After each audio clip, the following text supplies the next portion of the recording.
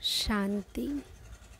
अव्यक्त बाप दादा मुरली डेट 29 मई 1977। पुरुषार्थ की रफ्तार में रुकावट का कारण और उसका निवारण। सदा मर्यादा पुरुषोत्तम, सर्व खजानों को सफल करने वाले सफलता मूर्त, बाप के आज्ञाकारी, श्रीमत पर चलने वाले आत्माओं प्रति बाबा बोले, हर एक पुरुषार्थी यथाशक्ति पुरुषार्थ में चल रहे हैं। बाप दादा भी हर एक पुरुषार्थी की रफ्तार को देखते जानते हैं। हर एक के सामने कौन से विघ्न आते हैं और कैसे लगन से विघ्न विनाशक बनते हैं। कभी रुकते हैं, कभी दौड़ लगाते हैं और कभी हाई जंप भी लगाते हैं। लेकिन रुकावटें क्यों आती हैं?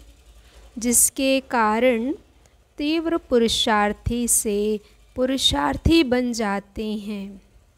चढ़ती कला की बजाय ठहरती कला में आ जाते हैं।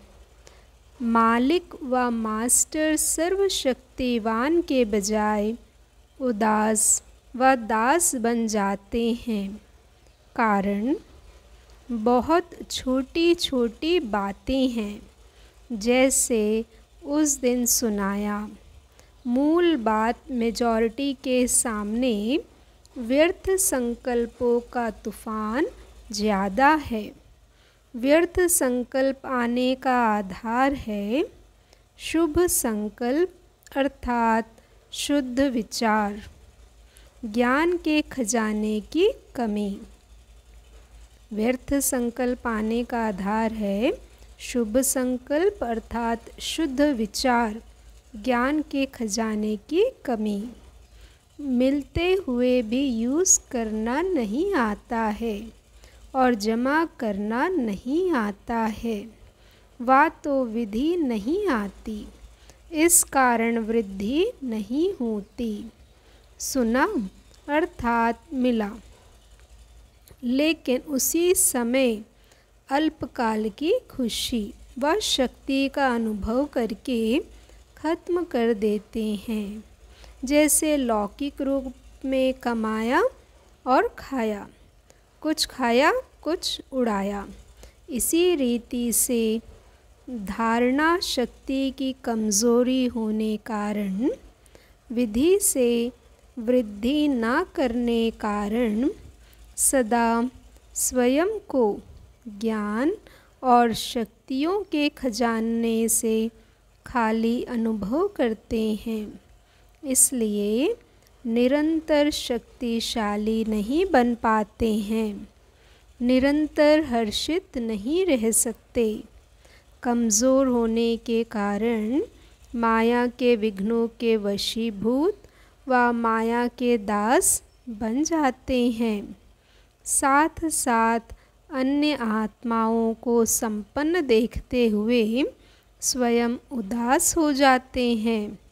ज्ञान का खजाना जमा करना, श्रेष्ठ समय का खजाना जमा करना व स्थूल खजाने को 1 से लाख गुना बनाना अर्थात जमा करना, इन सब खजानों को जमा करने का मुख्य साधन है स्वच्छ अर्थात हमारे बुद्धि और सच्ची दिल। प्यारे बुद्धि का आधार है। बुद्धि द्वारा बाप को जान, बुद्धि को भी बाप के आगे समर्पण करना। समर्पण करना अर्थात मेरापन मिटाना। ऐसे बुद्धि को समर्पण किया है। शूद्रपन की बुद्धि समर्पण करना अर्थात देना। तो देने के साथ दिव्य बुद्धि का लेना है, देना ही लेना है। जैसा सौदा करते हैं तो देकर फिर लेते हैं ना, पैसा देना वस्तु लेना, वैसे यहाँ भी देना ही लेना है। पहले सब कुछ देना है। कैसे? शुभ संकल्प द्वारा। सब कुछ बाप का है, मेरा नहीं। मेरेपन का अधिकार छोड़ना, इसी को ही समर्पण कहा जाता है। इसी को ही नष्टो मोहा स्टेज कहा जाता है। स्मृति स्वरूप ना होने का कारण व व्यर्थ संकल्प चलने का कारण, उदास व दास बनने का कारण मेरेपन से नष्टो मोहा नहीं है। मेरेपन का विस्तार बहुत है। बाप दादा भी सारा दिन सभी बच्चे का विशेष देने की चतुराई का खेल देखते रहते हैं। अभी अभी देंगे, अभी अभी फिर वापस ले लेंगे। अभी अभी मुख से कहेंगे मेरा कुछ नहीं, लेकिन मनसा में अधिकार रखा हुआ है। अधिकार अर्थात लगाव। कभी कर्म से देकर वाणी से वापस ले लेते। चतुराई यह करते हैं कि नए के साथ पुराना भी अपने पास रखना चाहते हैं। कहलाते हैं ट्रस्टी, लेकिन प्रैक्टिकल व्यवहार है गृहस्थी। तो व्यर्थ संकल्प मिटाने का आधार है गृहस्थीपन छोड़ना।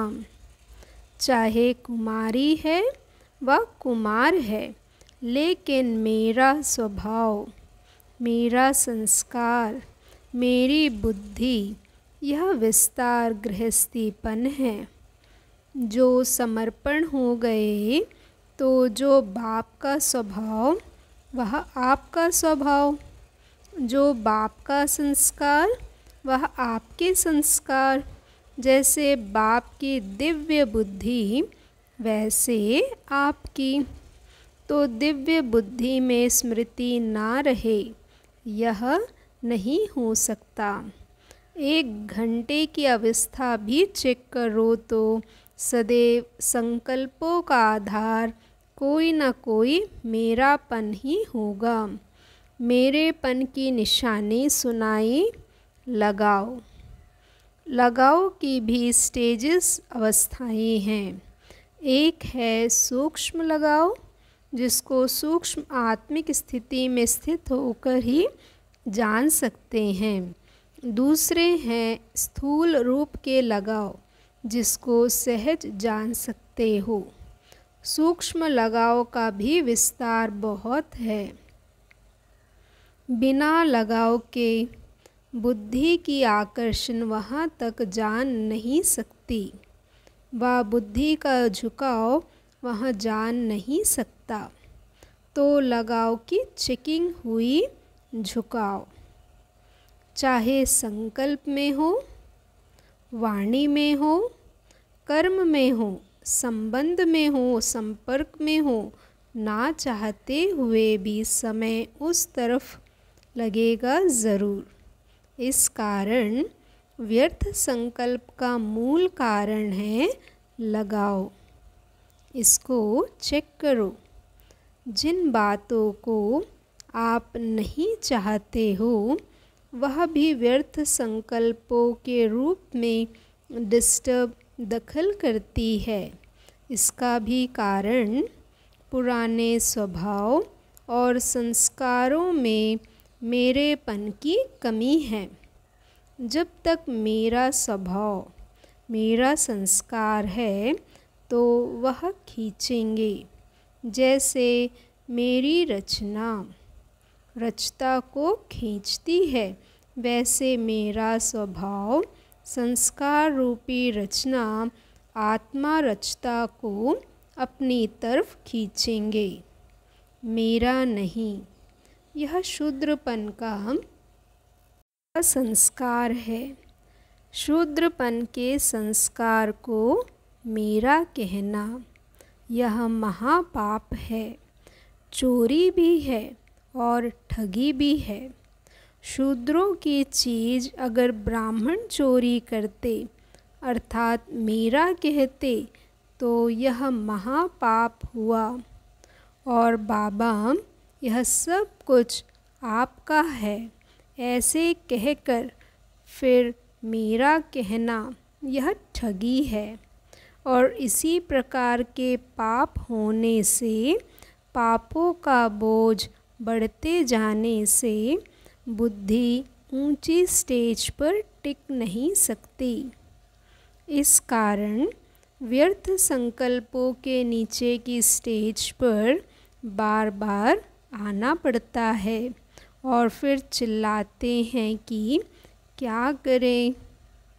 व्यर्थ संकल्पों का दूसरा कारण है सारे दिन की दिनचर्या में मनसा वाचा कर्मणा जो बाप द्वारा मर्यादाओं संपन्न श्रीमत है उसका किसी न किसी रूप से उल्लंघन करते हो।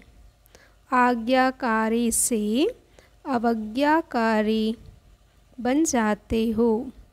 मर्यादाओं की लकीर से मनसा द्वारा भी अगर बाहर निकलते तो व्यर्थ संकल्प रूपी रावण वार कर सकता है। तो यह भी चेकिंग करो। संकल्प द्वारा वाणी कर्म संबंध संपर्क द्वारा ब्राह्मणों की नीति और रीति को उल्लंघन तो नहीं करते हैं। अवश्य कोई नीति व रीति मिस है। वह बुद्धि में व्यर्थ संकल्प मिक्स होते हैं। समझा दूसरा कारण? इसलिए चेकिंग अच्छी तरह होनी चाहिए, तब व्यर्थ संकल्पों की निवृत्ति हो सकती है।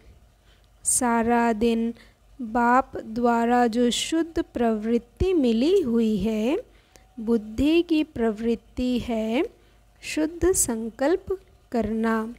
वाणी की प्रवृत्ति है जो बाप द्वारा सुनाया, बाप द्वारा सुना वह सुनाना।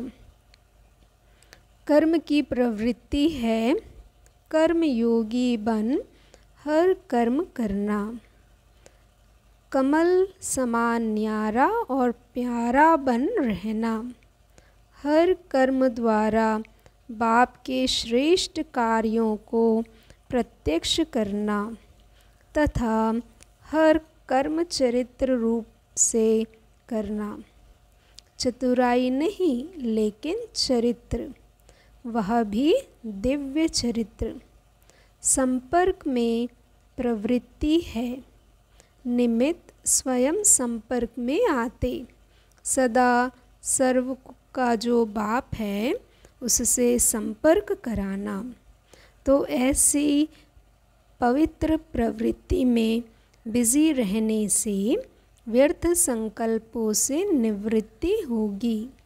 वह लोग कहते हैं प्रवृत्ति से निवृत्ति, बाप कहते हैं पवित्र प्रवृत्ति से ही निवृत्ति हो।